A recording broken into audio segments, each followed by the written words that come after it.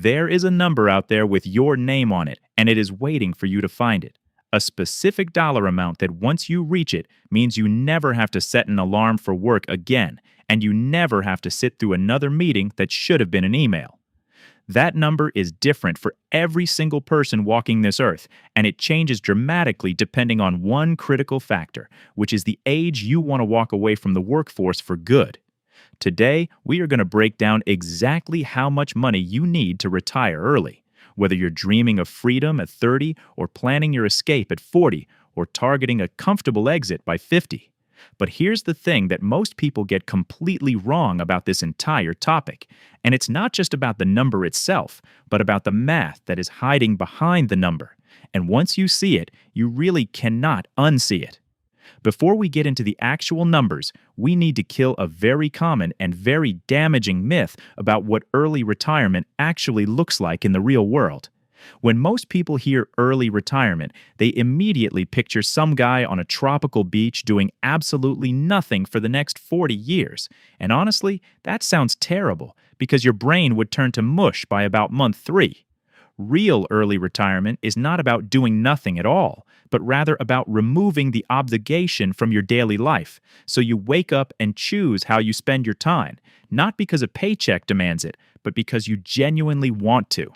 Maybe you build furniture in a workshop, or maybe you volunteer with a cause you care about, or maybe you start a small business with absolutely zero pressure for it to ever turn a profit. The point is that you are no longer renting your time to someone else, and that reframe is essential because it completely changes the math behind everything we're about to discuss.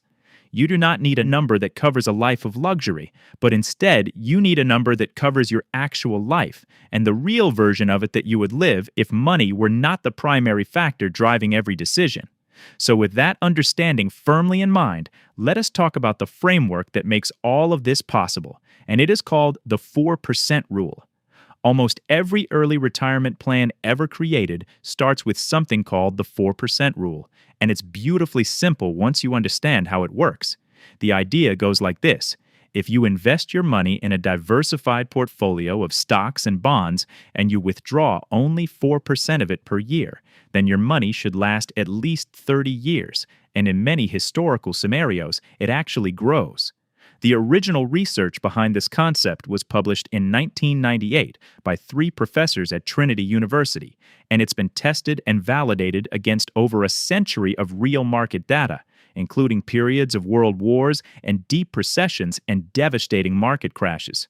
So the formula actually flips the traditional question on its head, because instead of asking, how much do I need to save, you ask yourself, how much do I actually spend each year? And then you multiply that annual spending number by 25, and that's your retirement target.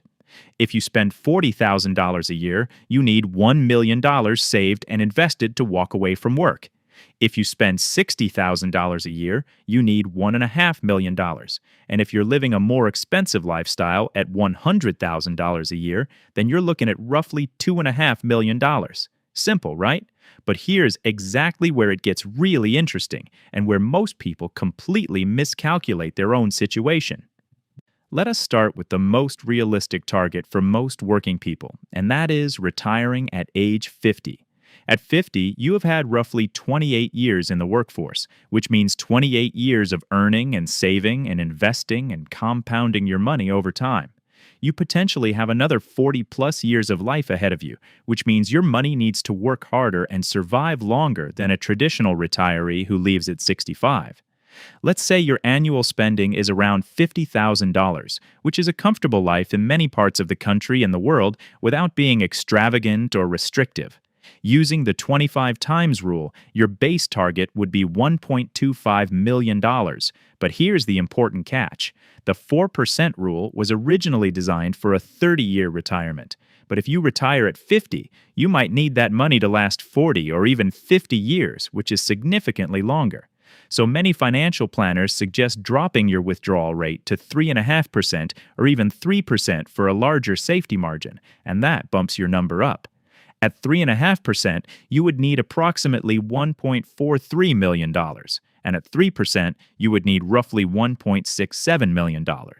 Now, here's the good news, because if you start investing $1,800 a month at age 25 and earn an average 7% annual return after inflation, you would have approximately $1.4 million by age 50.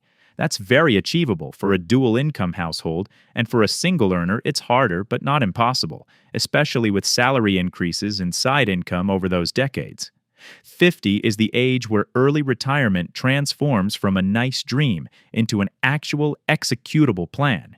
And there's a reason it's the most popular target in the financial independence community. But what if you want to get there even sooner and shave off another full decade? Retiring at 40 is where things get very real and very intense very quickly. You're compressing your entire working career into just 18 years and asking your portfolio to survive for potentially 50 to 60 years, which is a fundamentally different challenge. Same $50,000 in annual spending, but because your money needs to last so much longer, most experts recommend a withdrawal rate closer to 3% or even lower. At 3%, your target jumps to about $1.67 million, and at 2.5%, you're looking at $2 million.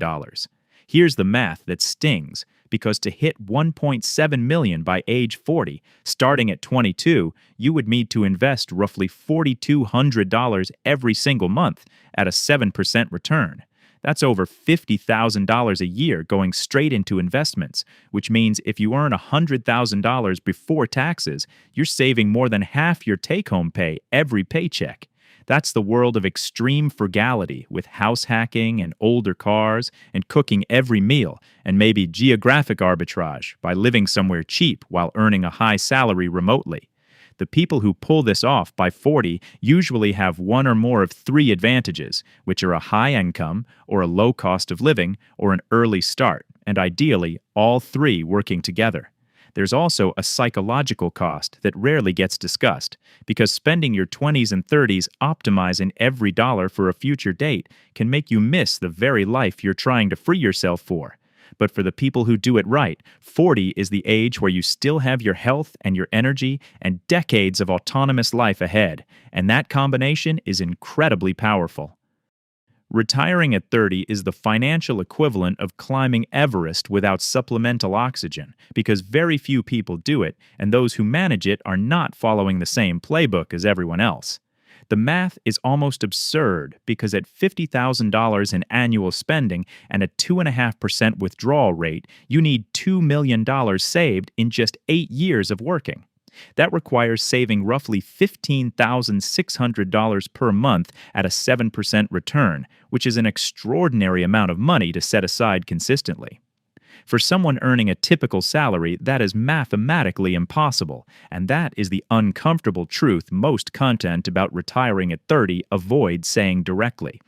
It almost always requires an extraordinarily high income from software engineering at a major tech company, or investment banking, or successful entrepreneurship, or a significant windfall like a business exit or an early investment that exploded in value. But here is the nuance most videos skip, because many people who retired at 30 did not actually stop earning money entirely. They stepped away from traditional employment and shifted into passion projects that generate income, like a blog or a YouTube channel or consulting a few hours per week, or mostly passive real estate. It is less about having a massive portfolio and more about building systems that cover your lifestyle without trading hours for dollars in a job you did not choose. Now, before you punch these numbers into a retirement calculator, there are hidden variables that can dramatically change your target. First is healthcare, which in the United States is the silent budget destroyer for early retirees, because without employer insurance and with marketplace subsidies having expired at the end of 2025, a family plan can easily run $2,000 a month or more. That alone adds $24,000 or more to your annual expenses, which adds $600,000 or more to your retirement number, and that is not a rounding error, but an entire house.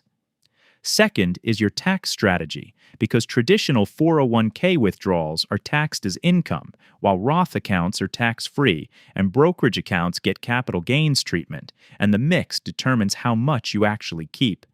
Third is inflation, because your $50,000 lifestyle today could cost $80,000 in 20 years, and even small miscalculations compound into enormous gaps over a 50-year retirement. Fourth is sequence of returns risk, which means if the market crashes in your first few years of retirement, then withdrawing from a shrinking portfolio can permanently damage your outlook, even if the market recovers, because the order your returns arrive in matters as much as the average. So let's zoom all the way out and put it together. If you want to retire at 50 with a $50,000 lifestyle, you're targeting $1.25 to $1.67 million, which is ambitious but achievable with discipline and time. At 40, you need $1.67 to $2 million, and you must save aggressively and likely earn well above average. At 30, it's $2 million or more, demanding exceptional income or extreme frugality or a non-traditional wealth-building strategy. But the number is not actually the goal, because the number is just a tool, and the real goal is the life you intentionally design around it. Some people hit their number and realize they never figured out what they wanted to do with freedom, and others never hit it, but build a life so intentional they feel retired while still working.